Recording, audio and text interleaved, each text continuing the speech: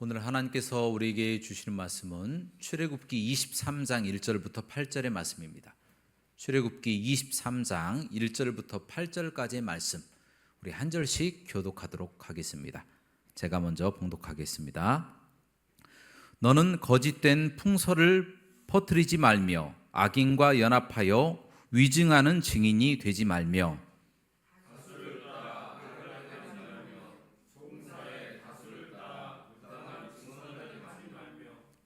가난한 자의 송사라고 해서 편벽되이 두둔하지 말지니라.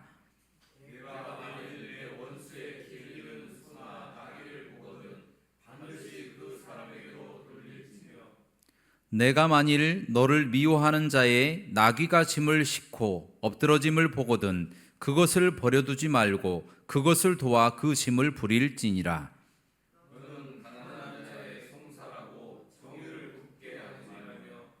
거짓 일을 멀리하며 무죄한 자와 의로운 자를 죽이지 말라.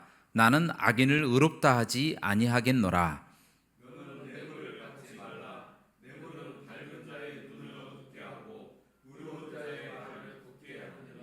아멘. 오늘 말씀의 제목은 공정한 판단입니다. 따라하시겠습니다. 공정한 판단. 여러분, 요즘 핸드폰, 자동차, 컴퓨터, 또 냉장고, 세탁기와 같은 가전제품에 이르기까지 AI라고 하는 어떠한 기술을 도입하는 것을 많이 보게 됩니다. 이 AI라고 하는 뜻은요, 자동 기능, 다시 말해서 인공 기능이다. 그렇게 이야기할 수가 있습니다. 인간이 인위적으로 만들어낸 지능이다. 이렇게 우리가 생각할 수가 있습니다. 자, 예를 든다면 어떤 자동 운전 장치, 또 자동 항법 장치, 이런 것을 비롯해서 자동 계산, 그리고 심지어 설문조사, 그리고 글을 쓰는데도 사용이 되고요. 또 심지어 또 우리의 청소까지도 담당하고 있다라는 겁니다. 그렇게 많은 방면에서 사용이 되고 있는데요. 그래서인지 요즘 챗GPT라고 하는 오픈 AI가 운영하는 인공지능, 그 회사가 10개월 만에 자그마치 100조 원 가까이의 가치를 가진 회사로 변모하게 되었다라는 겁니다. 세계에 한 3위 정도 되는 회사, 어마어마한 회사가 되어버린 겁니다. 하루아침에. 이처럼 인공지능이 사람들에게 많이 사용되는 것이고, 그에 또 비해서 다른 또 가치 있는 주들, 인공지능과 상관 있는 다른 회사들도 덩달아서 주가가 상승하고 있는 그런 상황이다라는 겁니다. 많은 분야에서 사용이 되고 있는데요. 이런 인공지능이 발달함에 있어서 우리도 편안해지지만 그에 반해서 어떠한 문제점들, 과제도 있다라는 겁니다. 자, 그 부분을 오늘 말씀을 통하여 한번 짚어보도록 할 건데요. 우리 첫 번째로 인공지능이 발달하면 좋지만 만약에 그것이 업데이트가 되지 않으면요, 거의 무용지물이 되어버린다라는 겁니다. 예를 들어서 내비게이션에 어떠한 지도의 내용들을 그 안에 기입하지 않고 새로운 내용들을 기입하지 않으면요, 차가 가다가 딴 길로 가버릴 수도 있는 거예요. 어떤 길은 과거에는 있었는데 사라져버려서 우리가 자칫 잘못하면 낭떠러지나 어떤 고장난 길로 갈 수도 있다는 거예요. 자동 항법 장치도 마찬가지입니다. 계속 컴퓨터를 업데이트를 하지 않으면 문제가 생기듯이 그 지도, 하늘의 지도도 올바로 계속 업데이트를 하지 않으면 다른 방향으로 가고 다른 쪽으로 인도해서 큰 사고가 날 수도 있기 때문이다라는 거예요. 그래서 업데이트를 해야 된다라는 그런 부분이 첫 번째로 우리가 해야 될 과제다라는 겁니다. 그럼 두 번째로 우리가 조금 의심해 봐야 되고, 그리고 우리가 생각해 봐야 될 부분이 무엇이냐면 바로 이 업데이트를 누가 시키느냐라는 겁니다. 누가 시킵니까? 사람이 시키는데요, 관리자가 시킵니다. 그 오픈 AI도 관리자가 있을 거잖아요. 그래서 그 안에 정보도 집어넣고 새로운 기술도 그 안에 이 AI 다시 말하면 인공지능에게 가르쳐 줘야만이 그것이 조금이라도 응용해서 사용할 수 있는 단계까지 이르게 된다는 거예요. 그래서인지 관리자의 이 권한이 굉장히 중요하다라는 거예요. 관리자가 어떤 정보를 집어넣고 또 어떤 정보를 빼느냐에 따라서 어마어마한 기술의 차이, 정보의 또 알의 차이가 발생할 수도 있다라는 거예요. 다시 말해서 관리자가 자기가 집어넣고 싶은 정보를 집어넣고 자기가 빼고 싶은 것은 뺄 수도 있다라는 걸 또 이야기한다라는 거예요. 그래서 우리 소비자의 입장, 사용자의 입장에서는 이 AI가 이야기하는 내용이 진실인지 아닌지를 판단해야 되는, 정확성과 신빙성을 판단해야 되는 과제가 우리에게 있다라는 거예요. 여러분, 물건을 만드는 것도 힘들지만 그 만들어진 물건이 고장났을 때 어디가 고장났는지 찾는 것이 훨씬 더 힘이 듭니다. 프로그램을 만드는 것도 힘이 들지만 그 프로그램이 어디가 고장났는지 찾는 것도 힘든 거예요. 우리 소비자의 입장에서도 인공지능 어떤 부분이 고장나고 어떤 정보가 진짜인지 가짜인지 찾아내고 또 발견하는 것, 이런 일들, 과거에는 하지 않았던 일들을 우리가 해야 되는 어려움이 발생하게 된다는 거예요. 또 관리자가 올바른 양심을 가지고 통제하지 않고 좋은 의도로 좋은 정보와 또 양질의 어떠한 내용들을 그 안에 집어넣어주고 업데이트하면 모르는데 자기 생각 아니면 틀린 정보를 그 안에 집어넣으면 꼼짝없이 잘못된 정보를 우리가 받아들여서 잘못된 결과를 도출할 수도 있다는 겁니다. 그만큼 관리자가 중요하다는 겁니다. 다시 말해서 관리자가 잘못된 정보를 통하여 우리를 통제할 수도 있다, 이런 두려움에 우리가 직면할 수도 있다는 거예요. 제가 최근에 지난주 주일에 차별금지법 반대, 동성애 반대 200만 연합 집회에 다녀왔어요. 다녀왔는데요, 제가 초반에는 광화문으로 가려고 지하철을 타고 가는데 문자가 계속 오는 거예요. 절대 광화문으로 오지 말라고. 지금 사람들이 꽉 차서 내릴 수가 없다. 또 문자가 오는 거예요. 시청도 안 된다.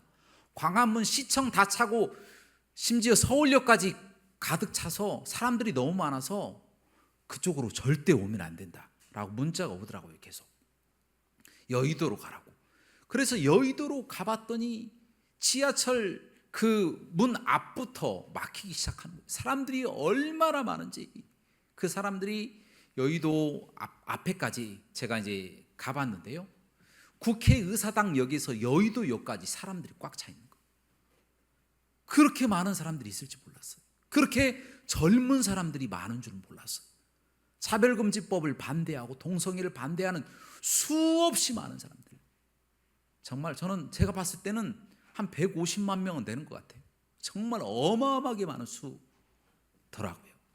그래서 혹시나 해서 제가 인터넷을 한번 봤습니다. 이게 사람들이 난리 났겠다, 이렇게 많은 사람들 모였는데, 그런데 인터넷을 보니까 뉴스가 안 나오는 거예요. 뉴스가 안 나오는 거예요. 그리고 돌아올 때쯤 돼서 지하철에서 봤는데 한두 개 정도 나오기 시작합니다. 일부 매체, CTS나 이런 매체에서만 나오고, 크리스찬 투데이나 이런 매체에서만 나오고 다른 데서는 거의 안 나오더라고요. 그냥 보수단체 아니면 대규모 집회가 있어서 교통이 체증되었다, 이런 뉴스만 나오는 거예요. 그리고 몇 명 모였냐? 경찰 추산 14만 명이다. 그러더니 점점 올라가는 거예요. 경찰 추산 23만 명이다. 그리고 주최 측은 110만 명이다. 그렇게 이야기하는데 결국에 저녁에 돌아와서 뉴스를 봤더니 몇 개 나오지도 않지만 대부분의 뉴스에 무엇이라고 나오냐면 경찰 추산 23만 명, 주최 측 추산 110만 명이 모였다. 그렇게 이야기하면서 교통 체증이 이들 때문에 많이 유발이 되었다.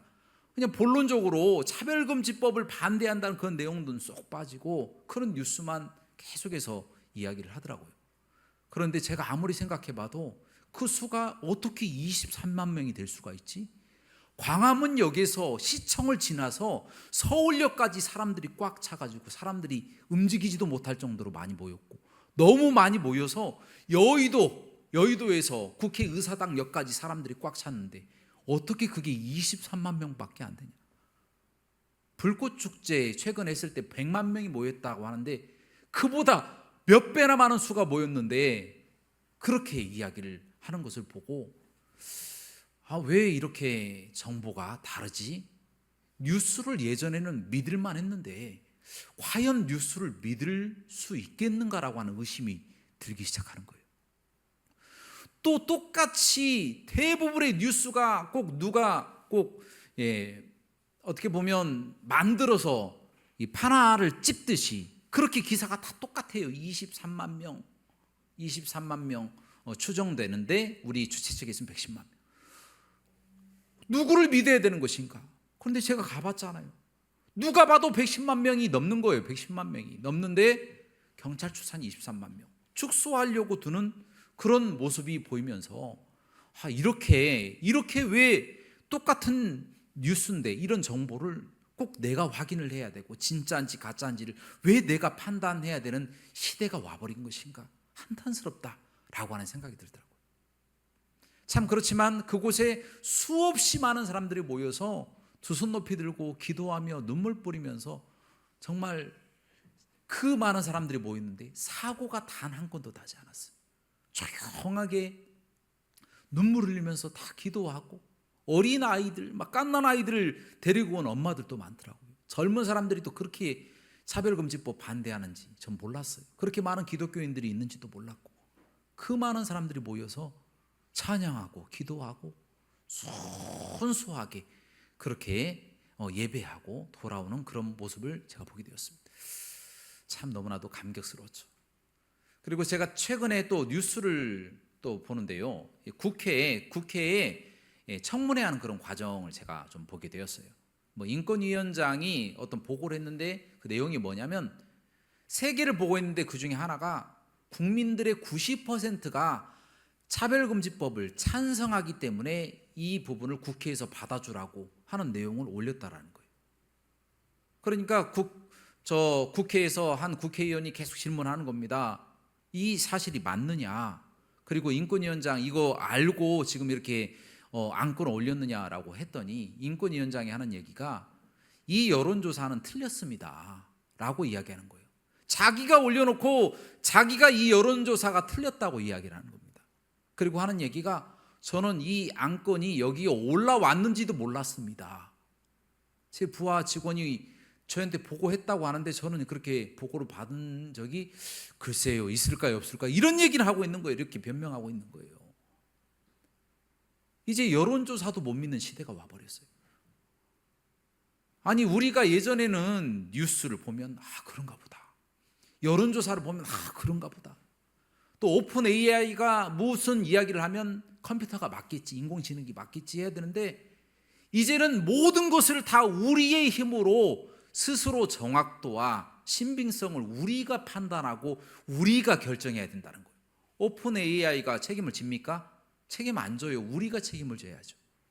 우리가 판단하고 우리가 분별해야 되는 그런 어려운 시대에 우리가 봉착하고 말았다는 거예요.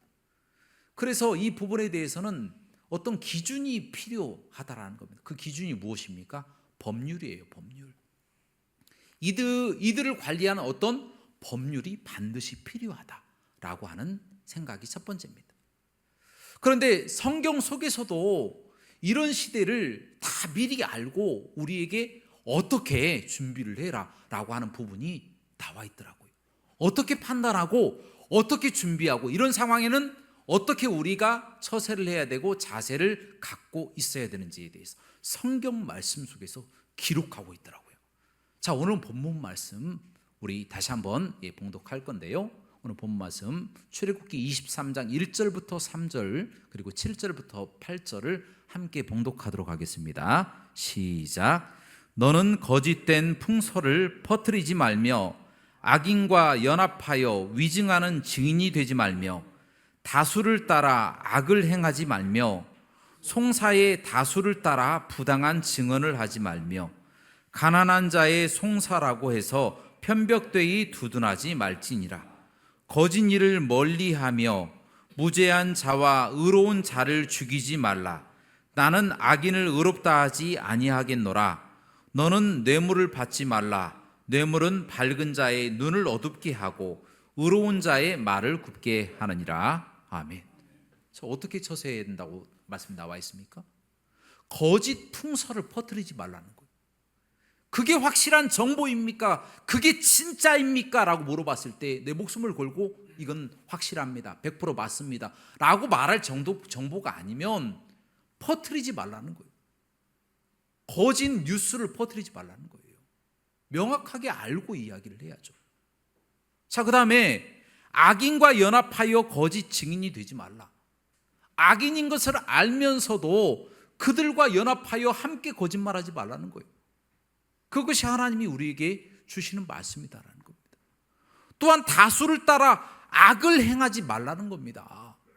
다수가 다 좋아한다고, 민주주의라고, 모든 사람들이 다 그렇게 원한다고, 그게 악인데도 불구하고 다수니까 내가 그것을 찬성합니다, 그런 이야기 하지 말라는 거예요. 거부하라는 겁니다. 악인들과 연합하여, 다수와 연합하여 그들에게 거짓 증언이 되지 말게 하라. 자신 스스로가 거짓 증인이 되지 말라는 거예요. 아무리 그들이 다수라고 할지라도. 그리고 또한 가난한 사람이라고 해서 가난하니까 내가 이 편을 들어야 되겠다, 이렇게도 하지 말라는 거예요. 가난하건 부유하건, 키가 크건 작건, 부자건, 아무리 똑똑하건 배우지 못했건 아무 상관이 없어요. 올바른 편에, 공정한 하나님인 것처럼 올바른 편에 서라는 거예요. 공평한 데 쓰고 정의에 서는 사람이 되라고 하나님이 말씀하셨다는 거예요. 또한 거짓 일을 멀리하며 무죄한 자와 의로운 자를 죽이지 말고 뇌물을 받지 말라. 여러분, 거짓을 미워해야 되는데 거짓을 사랑하는 사람들이 누구입니까? 바리새인과 사두개인들이잖아요. 서기관과 또 대제사장들이 예수님을 아무 죄도 없는데 거짓 증인 2명을 불러가지고 예수님이 죄가 있다라고 이야기를 하고 거짓 증언하게 만들어서 십자가에 달아서 죽여버리잖아요. 의로운 사람들을 죽여버리는 이런 일들이 벌어졌다라는 거예요. 우리 시대에도 이와 같은 일들이 벌어질 수도 있다라는 거예요. 그러면 우리는 목숨을 걸고 하나님의 정의를 위해서 지켜야 된다는 거예요. 그런데 이와 같은 일들을 지켜 나갈 때에 장애가 되는 것이 있습니다. 무엇입니까? 뇌물이라는 거예요. 뇌물을 받으면요, 이 마음이 그 사람에게 늘 향해 있습니다. 그래서 뇌물을 준 사람들이 무엇이라고 이야기하면 눈치를 보게 되는 거죠. 그런 바른 이야기를 못하게 되는 것이고 거짓 증언이 되고 또 다수에 속해져 버리고 잘못된 방향으로 가서 결국에는 하나님을 배반하는 자리까지 이를 수도 있다는 겁니다. 그래서 뇌물을 받지 말라라고까지 말씀에 기록되어 있다는 거예요. 여러분, 이처럼 우리 기독교인들에게는 이 세상의 법률처럼 아주 분명한 기준, 바로 성경 말씀이 우리에게 있다는 겁니다. 그래서 모든 가치 판단, 인생관, 가치관, 그리고 우리의 모든 성공관까지 다 포함해서 모든 것들은 성경이 기준이 되는 줄로 믿습니다. 그래서 성경의 기준을 따라서 우리가 좌로나 우로나 치우치지 않고 올바른 방향으로 갈 수 있도록 하나님이 우리를 지금까지 지켜오셨다는 거예요. 그래서 예전에 믿었던 그 신앙과 지금 우리가 믿었던 신앙과 아무 차이가 없어요. 다 똑같아요. 얼마나 은혜롭게 또 행복하게 즐겁게 예수님을 믿으면서 우리 하나님을 우리 하나님으로 섬기고 찬양하고 예배하고 기도하고 전도하며 살아가고 있습니까? 얼마나 감사하냐라는 것입니다. 그래서 이와 같은 견고한, 수천 년 동안 이루어져 내려온 이와 같은 견고한 하나님의 사랑과의 그 관계를 끊어버리기 위해서 이제는 우리의 가치 판단, 모든 인생관의 중심이 되는 기준을 끊어버리기 위해서, 성경을 무너뜨리기 위해서 이제 본격적으로 세상 사람들이 공격하기 시작했다는 거예요. 내부에서 외부적으로도 공격하기 시작했다는 거예요. 여러분, 최근에 칭이론 논쟁이라고 하는 것이 있어요. 그러니까 우리가 예수님을 믿는데 어떻게 우리가 구원받을 수 있는가? 라는 논쟁. 예. 톰 라이트와 뭐 이피 샌더스 같은 사람이 있어요. 이런 사람들은 유대인들이 봤던 율법으로 말미암아 구원받는 이와 같은 사상이 잘못된 것이 아니다. 예수님도 그와 같은 사상을 지지했다. 바울이라고 하는 사람은 믿음으로 말미암아 구원을 얻는다라고 주장하지만 우리가 그렇게 주장하잖아요. 믿음으로 말미암아 우리가 구원을 받는다는 것이 성경 말씀에 나와 있기 때문에 그렇게 우리는 믿고 있지만, 그들이 이야기하기를 믿음으로 말미암아 구원받는다는 사상은 바울 서신, 바울이라고 하는 그 사람이 13권의 그 책에서만 주장하는 바울 신학의 사상이다라고 하고 성경 속에서 바울을 딱 떼어내버린 거예요. 떼어내버리면서 성경 속에서 믿음으로 말미암아 구원받는 것이 아니라 믿음 더하기 행위로 인해서 우리가 구원받을 수 있는 것이다 라고 이야기한 거예요. 이 사람들이 카톨릭 사람들이 아니에요. 카톨릭은 지금도 그렇게 믿음과 행위로 인해서 구원받는다 그렇게 주장하지만, 우리 기독교 내에서는 오직 믿음, 솔라 피데, 오직 믿음으로만 우리가 구원받을 수가 있는 거예요. 그런데 톰 라이트와 이피 샌더스 같은 굉장히 영향력 있는 복음주의, 이벤젤리컬 이 복음주의 신학자들 안에서 큰 목소리를 내는 사람들이 아니다, 믿음과 행위로 우리가 구원받을 수 있다라고 주장을 해버린 거예요. 그리고 바울을 딱 떨어뜨려 버리고 바울 신학으로 치부하면서 저 사람들은 아주 소수의 사람들이나 저렇게 믿고 있는 것이다, 어리석은 것이다 라는 식으로 교회를 분열시키려고 하고 있다는 겁니다. 많은 사람들이 이 부분에 넘어갔어요.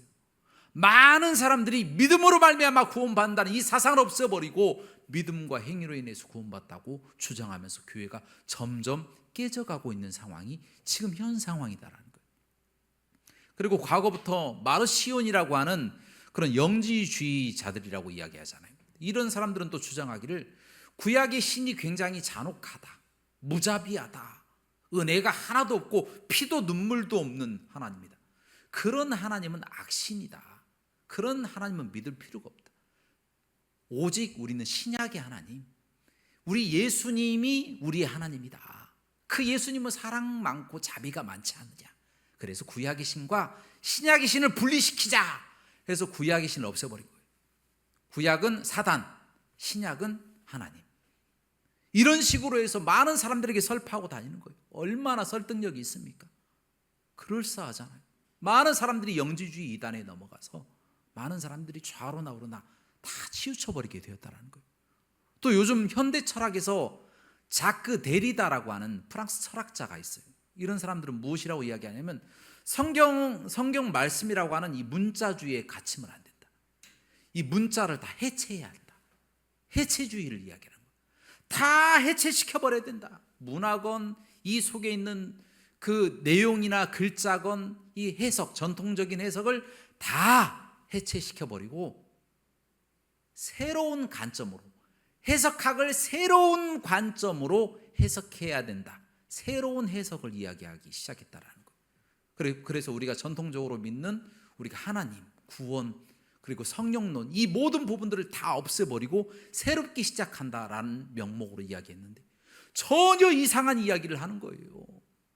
예수님이 하나님의 아들이 실제로 아니었다. 본래 인간이었는데 하나님이 지목해가지고 신으로 만든 거다라는 그럴싸한 내용들로 자꾸만 무너뜨리려고 한다라는 겁니다. 여러분, 폴 틸리라고 하는 이 조직 신학으로는 거장이에요. 어마어마하게 큰 그 학파들이 있습니다. 수없이 많은 사람들이 이 폴 틸리를 따르고 그걸 연구하고 논문을 많이 썼어요. 그런데 폴 틸리가 이야기하기를 예수님은 새로운 존재다, 뉴빙이다 그렇게 이야기하면서 이 뉴빙은 우리가 알고 있는 하나님이 아닌 거예요. 자신 스스로 깨달음을 얻어서 부처처럼 깨달음을 얻어서 인간의 신이 된 그런 존재를 이야기하고 있는 거예요. 우리도 구원을 어떻게 받느냐? 열심히 이 땅에서 거룩한 삶을 살아나가고 또 소외되는 것, 소외되고 또 외로운 사람들, 그런 외로움이 다 어떠한 뉴빙이 되지 못했기 때문에 생기는 외로움이다. 그래서 이 외로움에서 벗어나서 점점 더 내가 신이 될 수 있다라는 확신을 갖고 앞으로 전진해 나가면 인간이 신의 존재까지 이룰 수도 있다. 뉴빙이라고 하는 그런 존재를 이야기를 하고 있다는 거예요. 말도 안 되는 이야기잖아요. 그런데 이런 이야기를 수없이 많은 신학자들이 연구하고 논문을 써서 박사학위를 받아오고 있다는 거예요. 얼마나 심각한 일입니까? 여러분, 뿐만 아니라 폴 틸리 외에도 이 마르크스라고 하는 사람도 있어요. 칼 막스라고 하잖아요. 이 사람은 또 무엇이라고 이야기하냐면 자크 데리다처럼 해체해야 된다. 뭘 해체해야 되냐? 자본주의를 해체를 해야 되고 또 가정을 무너뜨려야 된다.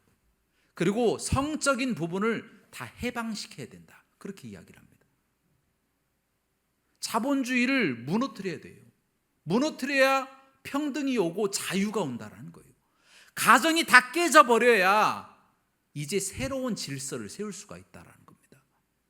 성적으로 다 해방시켜야 된다. 자유롭게 성관계를 다 해야 된다. 그래야만이 자기 성적 결정권 이것을 가지고 자유를 누리면서 살아야 된다라고 해서 성적 해방을 이야기합니다. 여기에서 동성애자들이 어떠한 인사이트를 얻은 거예요. 어떠한 영감을 얻어가지고 해방을 이야기를 하는 겁니다. 그래서 이 칼 막스가 이야기하는 이 성적인 이 해방은 동성애부터 시작해서 수간과 온갖 더러운 그런 음란에 속해져 있게 되어진다는 겁니다. 여러분, 이처럼 아주 심각하게 많은 사람들이 성경을 깨부수기 위해서, 성경을 해체하고 우리의 기준되는 성경을 무너뜨리기 위해서 수없이 많은 사람들이 지금도 노력하고 있다는 거예요. 철학자들, 신학자들, 유튜브에도 보면 수없이 많은 사람들이 기독교의 내용이 아닌데도 불구하고 기독교인 양 철학의 사상을 가미해 가지고 이야기하는 내용들이 있어요. 수없이 많은 사람들이 그것이 기독교인 양 찬양하고, 아, 이게 기독교구나, 그렇구나, 마르시온이 기독교구나, 폴 틸리의 뉴빙이 우리 예수님이구나, 또 잘못된 마르크스의 그 성해방이, 아, 그게 참된 예수님의 사랑이구나, 잘못된 내용으로 많은 사람들이 교육받고 그것이 올바른 것처럼 착각하고 살게 만들어 버린다는 겁니다. 여러분, 심각한 상황이에요. 과거에는 이런 위험에 우리가 직면하지 않았어요. 그냥 가르쳐주는 대로 보고 또 우리가 배운 대로 신앙생활하고 하나님의 거룩한 말씀을 하나님의 말씀으로 여기면서 그 말씀대로 순종하며 살아가며 천국 가는데 아무 지장이 없었다는 거예요. 그런데 점점 말세가 돼가면 돼갈수록 우리가 알지 못하도록 더 많은 정보, 더 많은 지식, 더 많은 내용으로 우리를 혼잡스럽게 만들어서 우리를 참된 하나님으로부터 멀어지게 하려고 하는 마귀의 거짓 술수가 있다는 거예요. 자, 그 부분이 벌써 성경 말씀에 예언되어 있어요. 골로새서 2장 8절 말씀 다 같이 봉독하도록 하겠습니다. 시작. 누가 철학과 헛된 속임수로 너희를 사로잡을까 주의하라. 이것은 사람의 전통과 세상의 초등학문을 따름이요 그리스도를 따름이 아니니라. 아멘. 저는 믿는 사람들을 무너뜨리려고 철학과 속임수 이런 것들은 세상의 초등학문보다 못한 그런 내용들로 속이려고 든다라는 겁니다. 그러면 거기에 감동이 있는 것 같고 거기에 사랑이 있는 것 같고 거기에 자비가 있는 것 같고 어떠한 지식이 있는 것 같아서 그 부분을 따라가다가 그 지도자와 함께 지옥으로 다 떨어질 수밖에 없다는 겁니다. 여러분, 시대가 지금 말세입니다. 이 말세 지말에 우리가 올바로 공정한 판단을 갖지 못하면요, 세상 사람들 다 하듯이 그렇게 범죄하다가 아무것도 판단 못하고 그냥 그런가 보다 하고 저 사람이 유명한 사람이니까 저 사람 이야기를 들어야지 하고 가다가 보니까 맨 끝에 뉴빙이 있는 거예요. 이상한 하나님이 있고 이상한 예수님이 있고 우리가 알지 못하는 그런 하나님과 예수님, 이상한 성경의 해석, 그런 부분을 따라가다가 다 같이 지옥 갈 수밖에 없다는 것입니다. 사랑하는 여러분, 여러분들에게 도전합니다. 우리가 따라가야 할 분은 우리 예수님밖에 없는 줄로 믿습니다. 우리가 믿어야 될 기준은요, 성경밖에 없는 줄로 믿습니다. 그 성경의 말씀을 따라서 말씀하심 아래 좌로나 우로나 치우치지 않고 온전한 방향으로 가시기를 주님의 이름으로 축원합니다. 그리하여서 어떠한 사단의 공격도, 어떠한 사단의 유혹과 어떠한 꾀임에도 넘어가지 아니하고 주님 말씀대로 순종하시기를 주님의 이름으로 축원합니다. 마지막으로 우리 고린도전서 1장 18절부터 21절 말씀, 우리 다 함께 봉독하고 말씀을 마치고자 합니다. 함께 봉독하시겠습니다. 십자가의 도가 멸망하는 자들에게는 미련한 것이요 구원을 받는 우리에게는 하나님의 능력이라. 기록된 바 내가 지혜 있는 자들의 지혜를 멸하고 총명한 자들의 총명을 폐하리라 하였으니 지혜 있는 자가 어디 있느냐, 선비가 어디 있느냐, 이 세대의 변론가가 어디 있느냐. 하나님께서 이 세상의 지혜를 미련하게 하신 것이 아니냐. 하나님의 지혜에 있어서는 이 세상이 자기 지혜로 하나님을 알지 못하므로 하나님께서 전도에 미련한 것으로 믿는 자들을 구원하시기를 기뻐하셨도다. 아멘. 하나님의 말씀인 성경을 이 시대의 기준 삼고 좌로나 우로나 치우치지 아니하며 순수하게 하나님을 섬기시기를 주님의 이름으로 축원합니다. 함께 기도하시겠습니다. 하나님 사랑하고 하나님 의지합니다.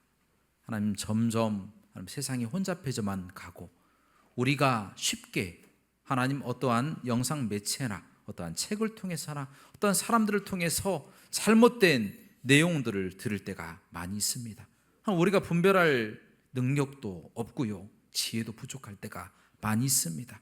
하나님, 우리가 성경 말씀을 아무리 많이 안다고 할지라도, 많이 공부했다 할지라도 이겨낼 방법이 없습니다. 하나님, 오늘 말씀처럼 하나님 전도에 미련한 것으로 하나님께서 우리에게 복음을 선포하셨고 우리가 그 복음에 순종하며 믿음으로 주님을 받아들였습니다.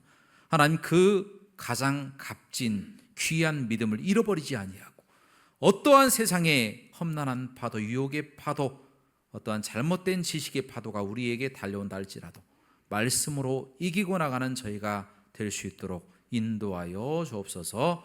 예수 그리스도 이름으로 감사하며 기도합나이다. 아멘.